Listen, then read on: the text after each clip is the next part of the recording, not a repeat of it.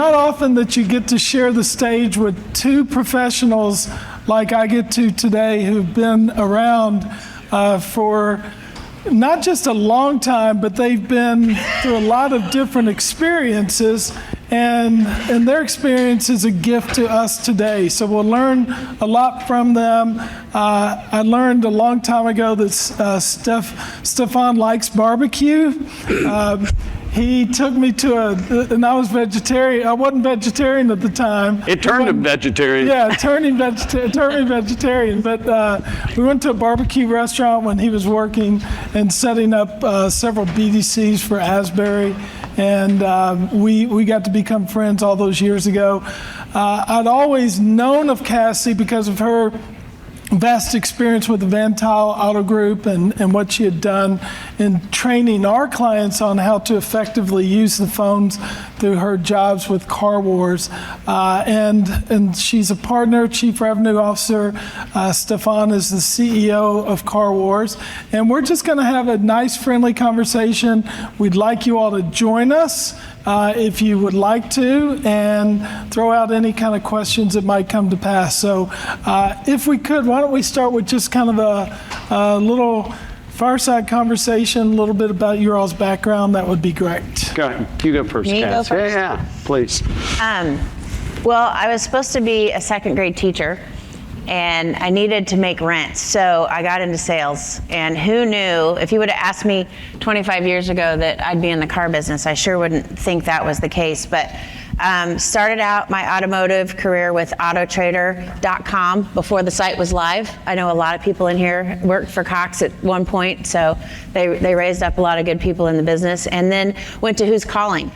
And Larry Van Tuyl was an investor in Who's Calling, and so was there for a while and learned about CRM integrations and how to talk about how important phone calls are with CRM. Go Steve.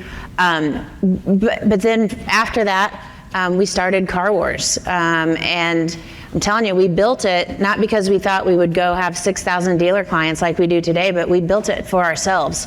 At Van Tuyl, and it was awesome because we got to build exactly what we needed, and it's been super fun. So I've been doing this for a long time, as well as doing the marketing and CRM operations for Van Tuyl Group for more years than I want to say out loud. But car business has been real good to me, so love it. Well, you can say it out loud. Mm-hmm. No, you're not. 20 okay, something. Fine. Perfect. I've been in the auto industry for about 3 weeks. It's super exciting, and it's been crazy good. I started in the world of telephony working for Nortel back in the late 90s. And I got connected through a game of golf with the chief operating officer of a guy at the Nally Automotive Group. He worked for a gentleman by the name of Jim Nally who helped build Asbury. Things worked out. I went to work with them, and I spent 12 years at Asbury. I left after a 3-month notice, started work on the following Monday for Cox. I did 8 years at Cox Automotive.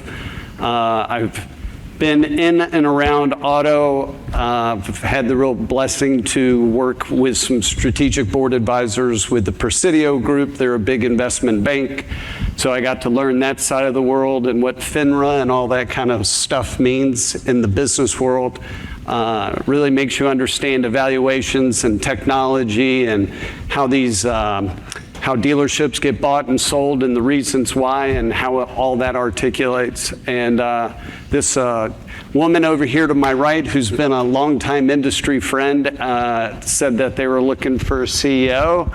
And she got me an interview with Larry Van Tuyl, and the rest is history. I'll be closing on a house this Friday in Dallas. Big D. Big D. And been in Atlanta all my life, so really looking forward to it. And funny part is Car Wars was a customer of mine that I signed up all the Asbury stores back in the day. So to go back to a company that you once had the opportunity to be contracted and know their technology really well, and it certainly has advanced, and we'll show you all a bunch of that, but can't be more excited about what we're going to share with you today. And I'm David Kain. I've just got hired by Car Wars and just to help them on stage. So let's talk about the current state of business. Sometimes we hear with texting, video, AI communications.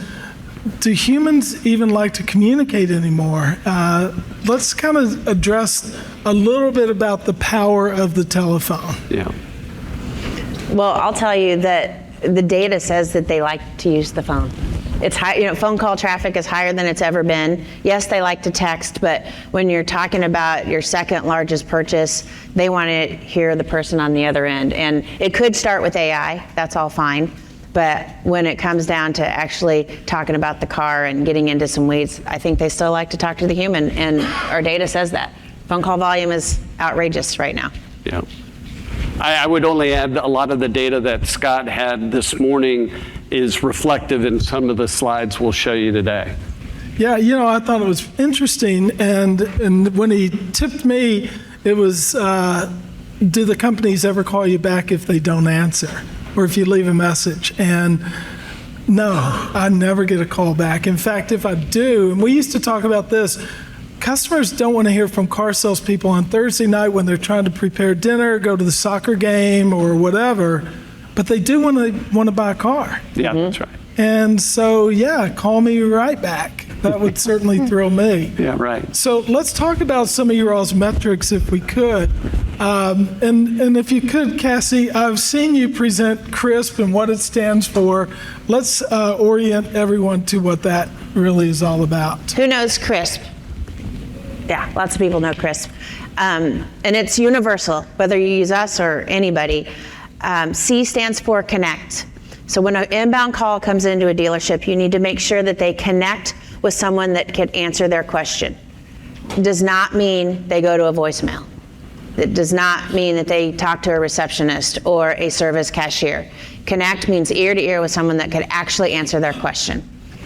So next, go ahead. Could I just, I've done a lot of work with General Motors, and we did what you're familiar with, the Fix the Phones tour, and they identified that about 40% of inbound phone calls don't get to the person that they want to talk to. Could we pause for just a moment and just anecdotally share, how do we fix even just the connect? So we'll show you on some other slides the reasons they don't connect.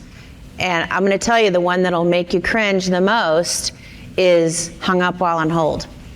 The cold transfer is where a car deal goes to die. And you guys know this. They get bounced around, they're looking for little Billy, and where's little Billy? Didn't come in, he partied last night, or hopefully he's out on a test drive. Let's give him a benefit of the doubt. I have a brother, little Billy, and I used to describe him, but Bob, he's gotten better over the years, hasn't he? Yeah. But the worst part is that cold transfer where they're just sending the call to the abyss and nobody knows where it's going. Yeah. What I would add is we're making large investments with a AI tool that will be built by our organization to help assist with sales calls and service calls, but it'll be called Carry. It seems very appropriate, but ours is going to be more about assisting. I think Steve just said it a minute ago, like you have to have this inflection point where it assists, but it doesn't take over. And I think there's a fine balance to construct between humans and the organization and the culture and making sure that it helps make the business more efficient. Sorry, Cassie, you were just about to get on a roll and I interrupted you. It's all right. RI? It'll come right back to me. 20 years I've been saying this CRISP stuff. Yeah. So RI, request and invite. We want to make sure that on every sales opportunity, we are inviting that customer in for a test drive. They still want to drive the car, people. They still want to drive it. It's so important that we ask them, because when we ask them, we get a lot of yeses. Most people say yes. So they say yes, and we set an appointment. Important fact here, a soft appointment, you know what a soft appointment is? Yeah. Sometime this weekend, will show 25% of the time. 25%. A firm appointment, I'm coming in Thursday afternoon, The dentist treatment. Yeah. Yeah. Coming in Thursday afternoon, it's been confirmed by a manager, will triple the show rate, and they will show 75% of the time. So your teams should absolutely be focusing on converting soft appointments to firm appointments. Everybody's agreeing, right? Everybody agrees this is important. And then the last metric is P for pursue. This is outbound. This is where we power click to call inside of CRM. That's where you should be making your outbound calls so that it's logged in the system.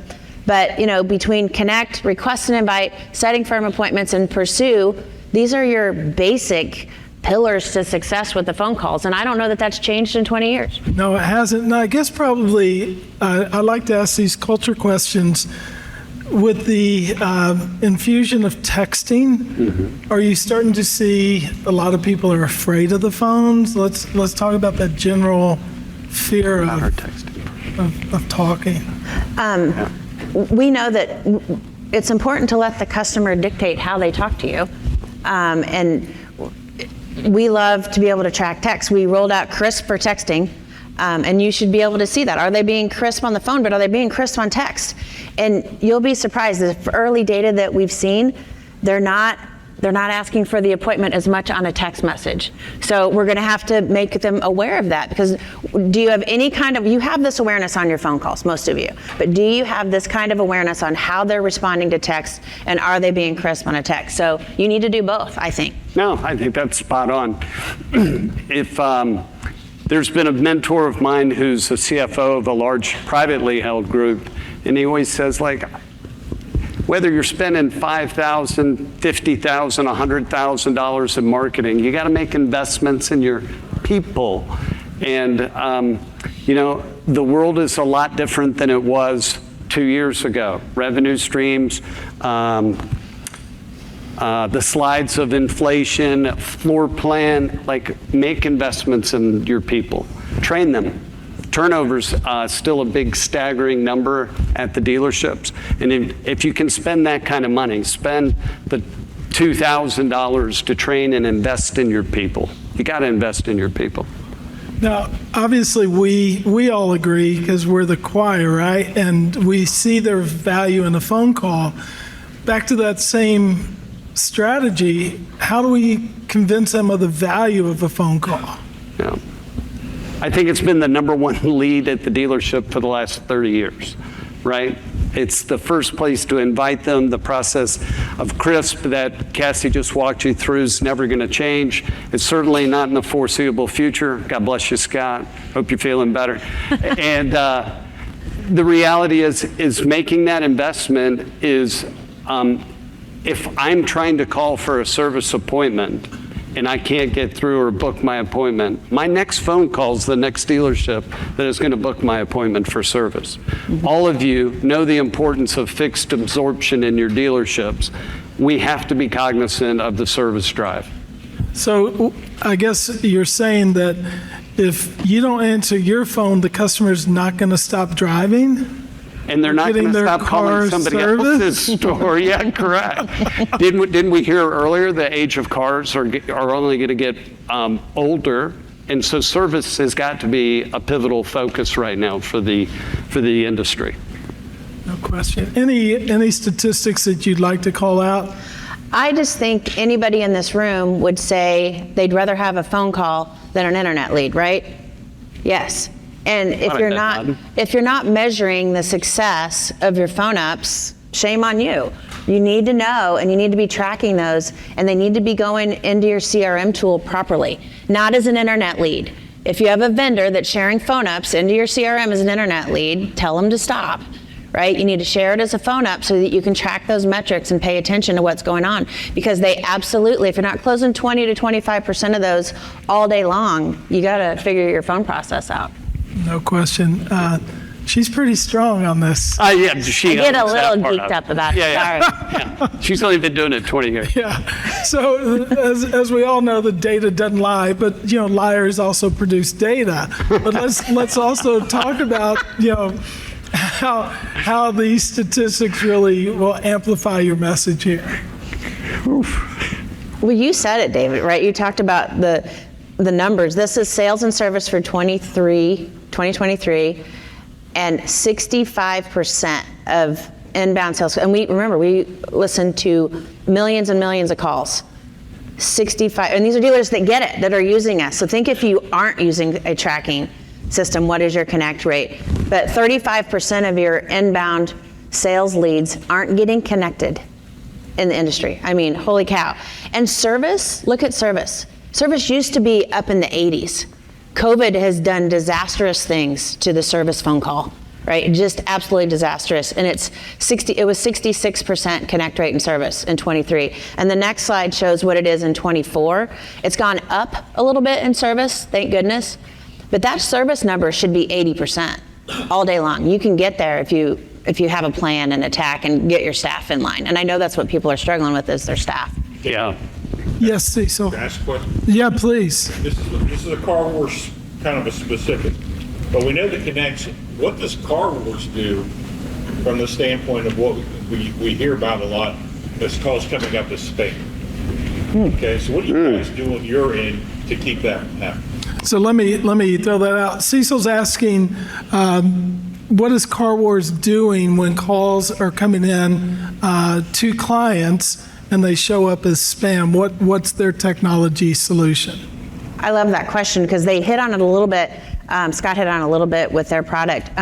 We had that problem 5 years ago where we were making click to calls, our customers were making click to calls, and that's when the FTC rolled out all that deal and everybody showed up as spam. Didn't matter who you were.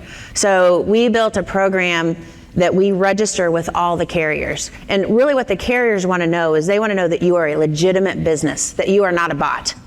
And so we built that. So anytime you get a new outbound line with us, or we give agent lines, right? Now little Billy gets his own phone number that shows up, and or little Bobby, we can change his name. So he gets his own number, but it gets automatically registered so it doesn't show up as spam on the outbound.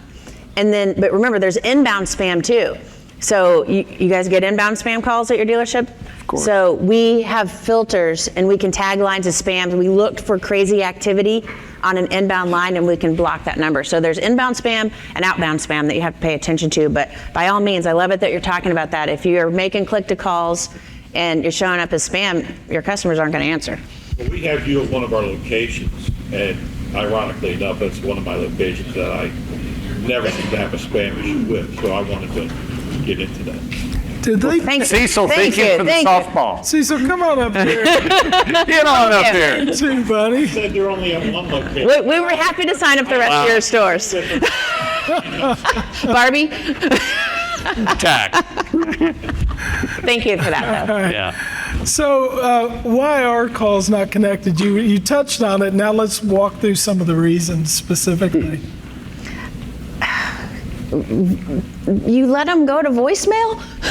Turn it off. I mean, again, I'm getting a little passionate. Yeah, Yeah, it's I'm okay. sorry, but Yeah. have you walked around your dealership and looked at the red lights on the phones and you asked little Billy, hey, look, you got a voicemail. Oh, I don't know what my password is. We put black tape over that. Yeah. They wouldn't be.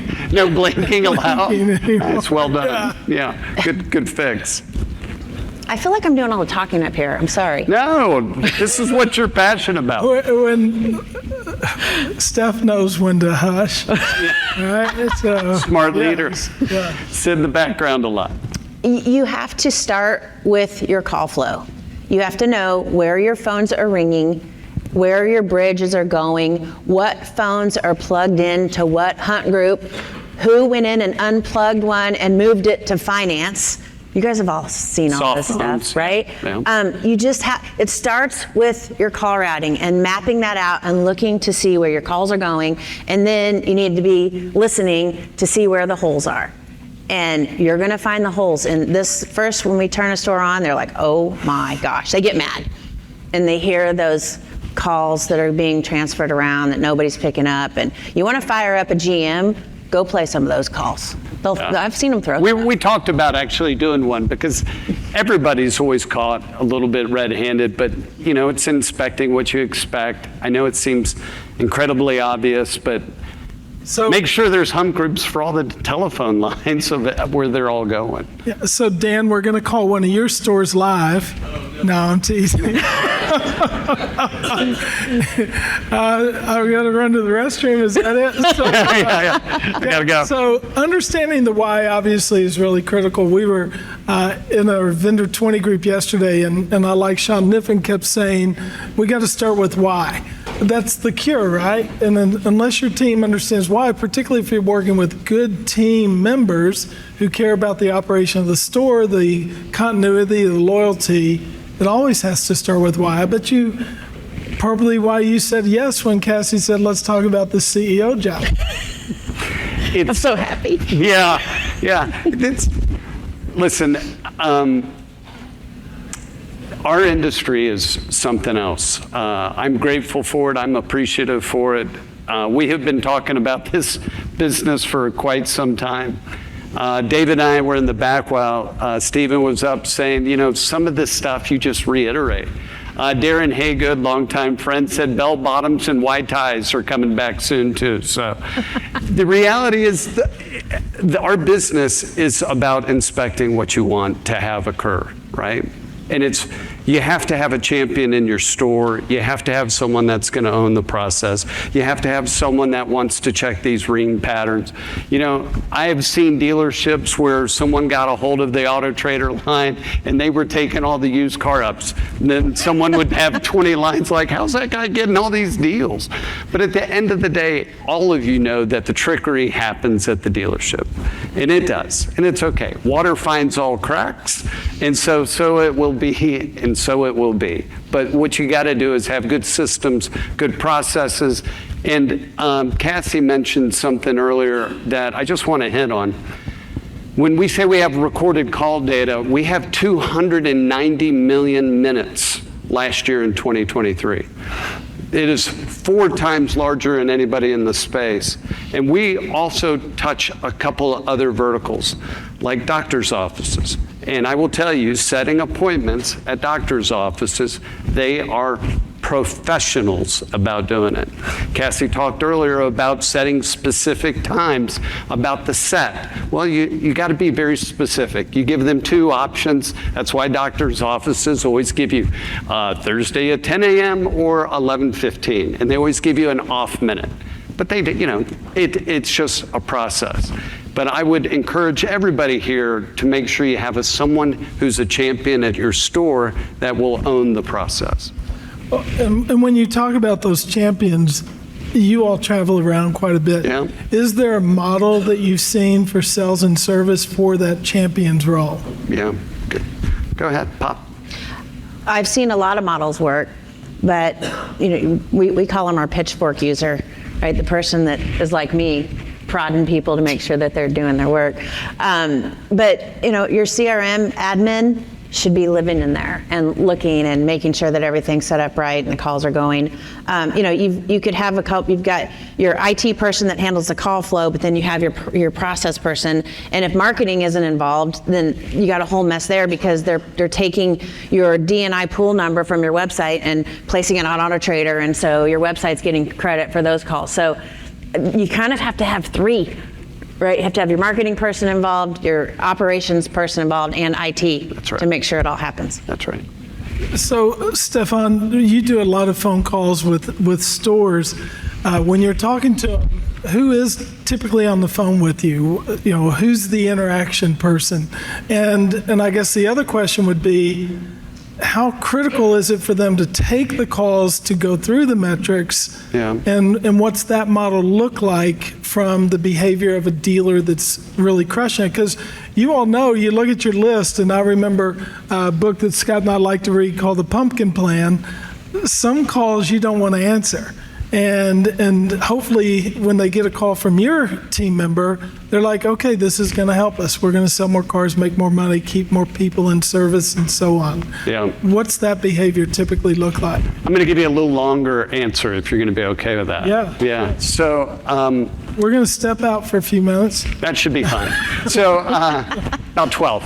So something I'm really excited about, what you guys really don't know about me is I'm a very process business-related individual. We are making some changes at our company. We're actually promoting a gentleman to a role of Vice President of Business Operations. I can't sit here with my colleague on stage and tell you to fix your processes if ours aren't good.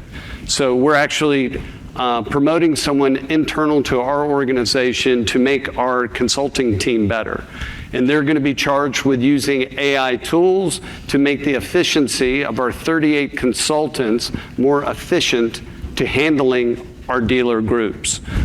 We have a national accounts consulting team as well that works with some of the biggest groups in the country. And I will tell you, there's a group, privately held group in North Carolina that is incredibly process related. And I think Tommy spent, 10 days on site going with their people to go through all their stores and all their groups and making sure that we can, rinse, repeat, and going through the process of training them, going through CRISP. Our phone systems will allow them to get call coaching the second they hang up on a call. So then they can get automatic feedback on what they should have said, what they didn't say, what they could have said better than what they should have said. All of these things of making investments in your people are huge. But I'm preaching to you to do it, but we're doing it ourselves because we have to make ourselves more efficient to serve you. Our job is to make you all better at your craft. And that's our job. And that's what, we take it very seriously. That's awesome. And Cassie, given your tenure with the company, are there some calls you're sitting there, you're like, oh God, I got to call that guy again. They don't ever do what we ask them to do, versus the call where you call up and you're like, I'm calling them. I love to call those guys. Absolutely. Everybody's got their favorite. Sure. And we have our favorites because there are some people that you call and call and call and call, and they, we just want to help them, right? My consultant team is incentivized to engage with our customers. And some of them, they just don't answer. But we built a cool little, I call it the nugget finder, that gives them a reason. So it'll show you, say their Google line got taken off, it was getting 500 calls and then it went to 0. So that's a nugget that you need to, I got something real important I got to tell you about. And sometimes even then they don't answer, but you have to have a reason to get them to pick up the phone. But if you think about where we spend our time, it's with that top 20% of dealers that are super engaged, because they know if they call us, we're going to help them find some car deals. And we're not just going to look in our system, but we're going to dive into CRM, right? Or say, let's go look at your phone ups that you've logged in CRM and go back 2 days and let's go find some car deals. You find 5. In 10 minutes, you find 5 car deals every time. So we try to go to the next level. That's special at this show is they'll find 5 deals in your CRM. Just call. I can do it. but I guarantee you can do it. Yeah. Absolutely. Absolutely. So, when are calls not being connected? Getting back on that vein, because that timing that Scott was showing, there's a lot to be said for that. Our data matches. Yeah, we were in complete alignment with what Vali was saying. That 11 a.m. hour is still the time frame in which people are starting to make shifts. It's easier in the work world. You're starting to get ready for your lunch. You got to make your service appointments. You're trying to bounce around. You're trying to get engaged because you got a second to breathe. But everybody at the dealership is in the inverse model of you. They're trying to get out because they've been there since 6:30 in the morning. So it's really a tough time to really make that flip and that adjustment. So you really got to schedule your times to break these little barriers down right here. Yeah, I was thinking if there's one slide we can use when we go into counsel clients, it's this slide here. This one. Sure. Yeah. Look at Mondays. It's always Monday. It's Monday morning. Crazy. Because everybody took off that worked all weekend. But just like what Scott said, think about the importance of that Monday at 11 a.m. call, right? They called in because Either you're asking them for tips or something, or they came in and walked your lot on Sunday and you were closed, and so they want to call in about that car. Or they came in on Saturday and left because you guys were $10 away on the price and they thought they could get a better deal, but they couldn't. So now they're calling you back saying, all right, let's do that deal. I think every day is important, but if you think about who's calling you Monday at 11, holy cow, I want those calls and we're not answering them. So these are inbound. Inbound calls. And we've got in the blue some fresh data for 2024. Anything that really stands out to you? If you guys aren't seeing that Friday on sales, I was shocked. I thought, no way is Friday ever going to make the list. Friday, it made the list. That's impressive. Yeah. Yeah. Who's not picking up the phone? Friday shoppers are certainly interested in buying. They're calling for a reason, maybe, Yeah. to get to the weekend to pick up their new car. So, do customers call back when you call them? Because one of the most common notations in any CRM, and Steph, you and I have talked about a lot, is left voicemail, LVM, LM. But Super detailed notes. yeah, super detailed notes. Which one did you leave, right? Yeah. So let's talk about the benefit of a callback. Yeah. I will take a Cassieism without Cassie talking. I know that's hard to believe. Do it. But Hear it. She is so. One of the most important things to Cassie is that we're integrated with every CRM system. And to us, that's where your dealers' employees should be living and taking the proper notes, not the sideline notes, but being completely engaged and working inside the CRM system. We'll be making an announcement about the other Techion integration, which that will get us all the CRM systems that we'll be connected to now. I think you just did make that announcement. I think I just did. You did? Yeah. All right. Is that okay, Eric, that he's letting the cat out of the bag? Eric's okay with it. All right, cool. All right, so, thinking of sales versus service, let's talk about that. If you're not, they're not calling you back. Only 52% of the customers, if you don't pick up, are calling you back. Service is a little bit higher, but still, holy cow, you talked about fixed absorption. If you're not picking up the phone in service, you got to, because you're missing out on that opportunity. And we know a lot of those, somebody mentioned status update calls earlier too, but your CSI is going to be just tanked if you're not talking about status updates. And if they're having to chase you to get those updates in service. And we see that all the time. Is my car ready? Is my car ready? Yeah. Why aren't you telling them? Our dealer advisory board asked us to make an investment in a service scheduler. And we made the announcement at NADA. We will be ready by the end of third quarter, beginning of fourth quarter, and it will be designed to help catch calls. And if the dealer chooses that it wants to front end the calls, it'll front end. If you want it just to back up, once it gets to 3 rings, nobody picked up on the specific hunt group of the dealership, we can pick up at that time. But we want it to be an assist. We don't want this enormous amount of missed opportunities or at-bats to go to a voicemail. Because if they make it to your voicemail, they made it to another dealership to book an appointment. Oh, no question. Yeah. No question. So, immediacy is kind of the catchphrase in most businesses. We'll do it immediately. Let's talk about how long does it take to get a call back? Too long. I mean, that might as well say forever. Yeah. I mean, seriously, it might as well say, I don't know how many of these you can recirculate back into the system once you've gone past 10 minutes. Well, forget the day. Yeah, let me amplify it a little bit. Yeah. So a few years ago, we were doing the General Motors tour, and General Motors has statistics that said if you wait more than an hour to reach out to a customer, they not only don't choose your dealership, they will switch brands. And it was that critical, which is why General Motors went on the Fix the Phones tour to get after that, because they were losing customer opportunity by taking that long to call back. Yeah, well, that seems accurate, right? We've seen a big shift with brand loyalty has really changed, and now it's just driving that attitude and that appearance. And you have so many brands that build so many similar cars, then the consumers are like, well, great, I'm going to use that brand instead of brand X. I'm going to go to brand Y. It's similar, but at least they're returning my call. Yeah. Question. So how long does it take to get a call back? We know it's ridiculous for sales and for service. In 2024, are we seeing any light? Anything getting better? No.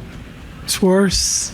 But Well, Say- I think part of the problem is we came out of COVID. We had record profits. We now are in a different economy. We have steeper floor plan interest, the economy, inflation, and I think we have lost that opportunity to invest in our people like the way we should have been doing, Yeah. because we got a little lazy and happy. 2008, for those of us that have seen that and been through that, it's very similar to that occurrence. And I'm telling you, you need to go invest in your people. You always got to invest in your people, because even turnover now is a bit of a task to hold people at your dealership. Turnover's north of 60%. And I don't know how, if you want to keep people at your dealership and they want to make money, you need to invest in them to make money for the dealership. So to me, it's kind of circular. I'm getting blown up, right? We did great during COVID. We all did great. But we're blowing up now because you have to think about, in your dealership, we were talking about this last night at dinner, anybody that was hired in the last 3 years into the car business. Think about that person, whether they be a salesperson or a sales manager. If they were hired Unreal in the last expectations. 3 years, holy cow, are they getting a big old slap in the face on, you got to work your leads. But that's why, I don't want a recession, but we do really well, and because everybody's like, holy cow, Cassie, get here. We haven't paid attention to this. Come call our baby ugly. Tell us what we're doing wrong. I mean, are you seeing that in your 20 groups, David? Right. Yeah. Okay. I've been in the car business for 41 years. Yeah. I was sales manager back in 1985. And what you're saying about incoming sales calls was the same then as it is now. But in 1991, there was a great training course on how to handle incoming sales calls and how to incoming service calls. Are you guys doing that now on a daily basis or a larger basis? Because back then, of course, we have phone display. Mm-hmm. Right. So what's the purpose of an incoming sales call? Yeah. What's the purpose of the call now? To sell an appointment. So now you've got the number, you ask for the name, and then sell the appointment in a minute. But how many dealerships are actually investing in training people on how to properly do that and take the time? Or how many sales managers know how to train the sales staff to do that? So Good what? point. I bet So- you Cassie's going to talk about call coaching I'm so right now. excited to Yeah, hear. so, Yeah, so I bet you that's coming next. if you could summarize just a little bit what his question was for the rest Oh, of the yeah, yeah, audience. So he's talking about, the phone trainers in the 90s versus what's happening now. And, what are we doing to help train and teach them how to be crisp on the phone? Well, what if your sales manager that has bias, that is going to be really nice to little Billy that brought him coffee this morning versus little Susie that didn't? What if they have bias and they're going to help little Billy, but they're not going to help little Susie? Well, AI can now, you get a call that comes in, you press a button, and it coaches the call consistently using CRISP metrics. And we have all these calls, right, so that we can teach the model how to do it. And it'll say, you did this bad, this bad, this bad. You did these 3 things good.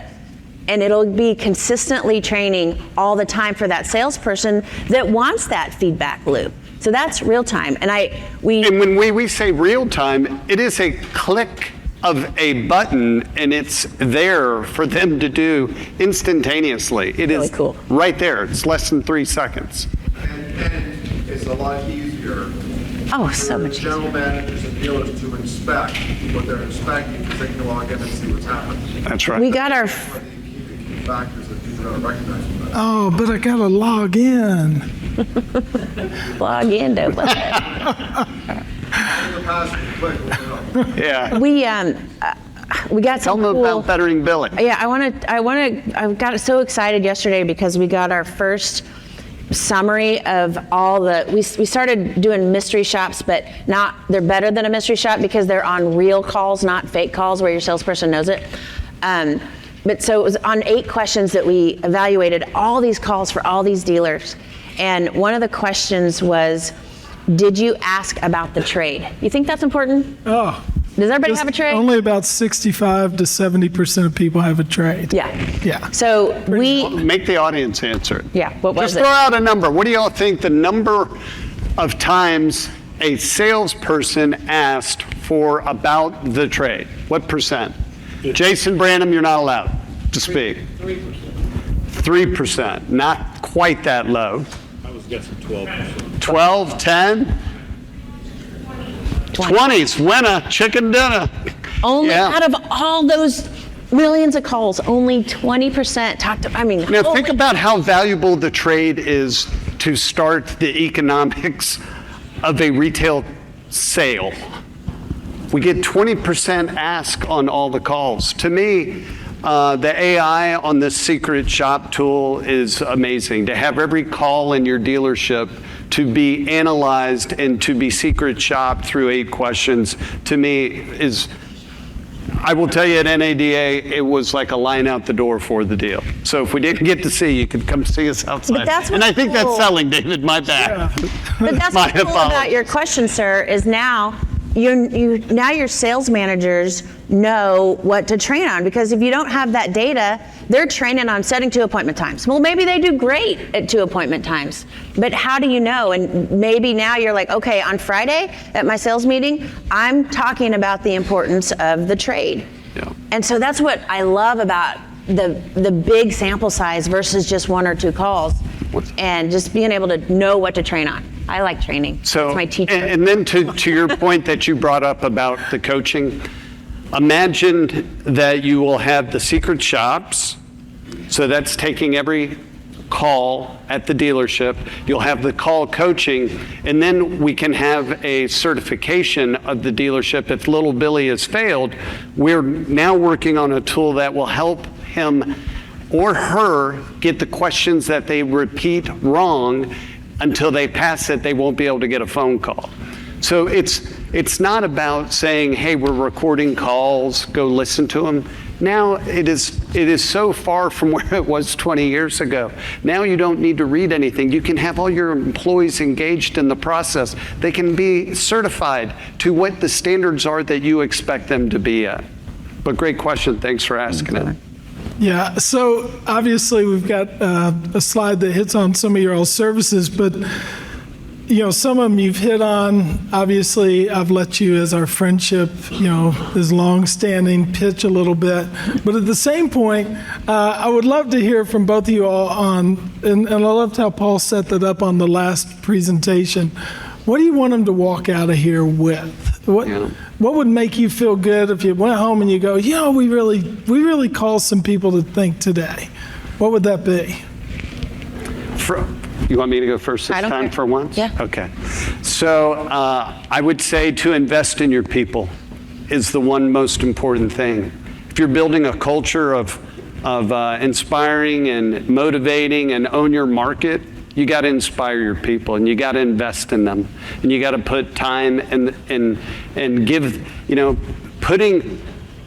giving somebody a job without the tools to do it is not a way to build trust. If any of you want to watch a cool video, go watch Colin Powell video on trust. It's only about 2.5 minutes long, but it's about giving people the tools to empower them to do the right things, to improve their lives and their clients' lives.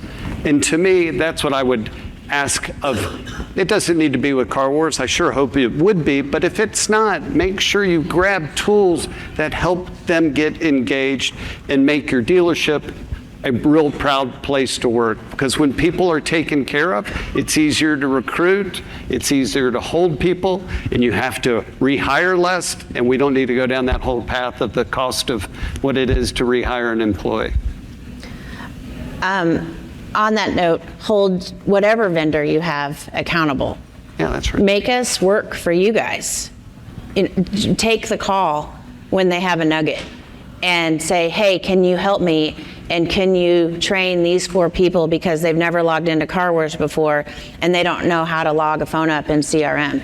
But that's my big thing. I want our customers we have a lot of customers in this room, and I want you guys reaching out and saying, hey, come to my GM meeting and train us and get excited and do this data study for us, right? We need to be able to, you need to look at your own data, not just what everybody's doing, but what are you doing? So that's my biggest thing is challenge your vendors, make them earn their money because you're paying us money, make us work for it.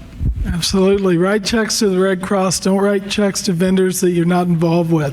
Make sure that you all are out there. So we'll open up for any questions. Cecil said he's going to let other people speak up, so thank you, Cecil. No. Anyone have just any conversation points or things that you'd like to challenge? Yes. How do you guarantee the logging of calls? Because I think one of the biggest challenges is the store will look at their close rates on phone and be like, all right, we're hitting it. But the reality is either the phone call's not handled at the point where they capture information, or they post a note that phone up to see what happens before they enter it into any CRM. So Why don't you take that CRM integration? Just to make sure that happens, or system-wise or process. Yeah, so it's an accountability question on logging. So if y'all could. Yeah, so, and all the CRMs are different. So Dealer Socket, it goes in and it logs it as a phone up automatically when we share it. The biggest advice I'll give you is make sure that you're only sharing true sales opportunities. So we have 2 different ways we can share based on the extension, which is fine, but I would take it that step further and say, Cassie, only share that call into DriveCentric when you've listened to it and you know it's a sales op. Because if you don't do that, your CRM is going to be full of service calls. Because what happened was they called in, they pressed 1 for service, and they didn't pick up. So they were like, screw this, I'm calling, I'm going to hit 2 for sales. They're going to answer. Salespeople always answer. And so you don't want that call to share into CRM. So the first thing is make sure your shares are right. But then it's like you said, I can make your closing percentage look as good as you want it to look by not logging everything. So in eLead and VIN Solutions, that goes into a bucket, and somebody needs to manage the bucket to hit save on all those sales ops. But that's having that Pitchfork user at the store that owns that. And everybody says, oh, my sales managers do it. Well, maybe. You got to have an owner. If the phone ups aren't getting in automatically, you better have an owner at that store to check it. So are those OSHA compliant pitchforks or? Yes. They have a little soft Yeah, okay, tip. a little softer tip on them. Any other questions, comments? Yes. Yeah, I've been attending these sessions for so long, and we work together at work, and we see these issues coming up over and over about why these phone calls aren't being connected and the value of connecting. Why isn't it fixed? What is the hindrance in our industry that doesn't, because dealers are the ultimate capitalists, right? If it works, they're going to put money on it. But this keeps coming up over and over and over, and I'm just wondering why. Yeah, so what's the famous Jim Collins book, Good to Great? Good is the enemy of great. I think we watch the bottom line. I know as I go around and visit dealers, we had a great year last year. We had a great year. We had a great month. We're doing good enough. And I think that's kind of the challenge, Mike. And ultimately, when you go in and Cassie and Stephane could point out, these guys are doing great. There's a huge difference that takes very little effort to go from good to great. And a lot of people just never uncork the bottle to get there because they don't take the call, they don't implement the technology, they don't put the effort into improvement. And you lose a good employee, and all that institutional knowledge walks out the door with them. So a lot of challenges, but I love you throwing that out because I think education's key. but also going back to what Nif was talking about earlier, start with why. Do most of your employees know why they should answer the phone quickly, caringly, and the right tone, the right inflection? Yeah. A lot of it's not just the script and what to say, but it's, hey, this is what keeps us alive. This is what fuels our It's what creates operation. sustainability. Absolutely. Yeah, Mike, I love the question. Sometimes my forehead gets a little flatter because you can only beat it against a wall so many times, but it'll just keep getting flatter. But the reality is, if you don't make the right investments in your people, and I know y'all are probably tired of me using that investment word, then how can you grow the foundation of what the company's expectations are? And that really comes from the leader of the dealership. He or she is responsible for setting the bar of how the dealership's going to run and operate. And every time you're talking on the phone is not going to go away. It will be touched by AI, it'll be touched by several things, but they are calling for a reason. They want to get their car serviced, they want to get their car bought or traded, and there's so many gaps and so many opportunities to improve this. And I think you just have to embrace that it comes from the top at the dealer group. I think when you go over the Car Wars umbrella of customers and we segment our groups by utilization, the top 20% are dialed into the systems. They don't reflect all these numbers because what you see here are the averages. And so if you really want to push yourself, I think David really said it well, it is good to great. And it is the reverse enemy. It's okay to, people want to take a breather and just be good. It requires effort to be great. And But I also think that applies to the vendors as well. yes, 1,000%. We've known spam phone calls have been a problem for how long? Yeah. But yet there's call tracking vendors out there that I'm not gonna name. I used to in my younger days. Last week. But they won't fix the spam call problem, and they should have the technology to be able to do so. Yeah. I'll be dealing with vendors for 3 or 4 years, and they've made no improvement in their product. See, so I feel bad on my side. Our marketing department, we've been doing it for over 10 years. And I was like, why don't we bang our chest and say that we've been involved in this process from the rip? So, And from a dealership standpoint, we don't want to have to keep switching vendors to get an improved product. right on. We Yeah. want the vendor we're in bed with to improve their product. Yeah. No doubt. Well, can I go back to that other question here of like, why are they not improving? yeah, I'm kind of like that TV producer. We've got 42 seconds. Okay, Yeah. 39. we're saying that it's kind of comes across that dealers are all bad. I mean, when a lot of times they do improve because when we'll install somebody, their connect rate won't be 65. It'll be 40. And so they do take a lot of work and they do get better. So even though it sounds like, we see many dealers do take the initiative and improve. So Yeah. I want you to know that not all dealers don't care. Amen. Amen. I'll share this anecdote. My brother, I learned from one of his team members. He goes, a video a day keeps Bob at bay. And it really is what caused their team to really get awesome at video. Please give a nice warm thank you Yeah. to our Thank team you. at Car Wars. Good job, kiddo. Thank you very much. All right.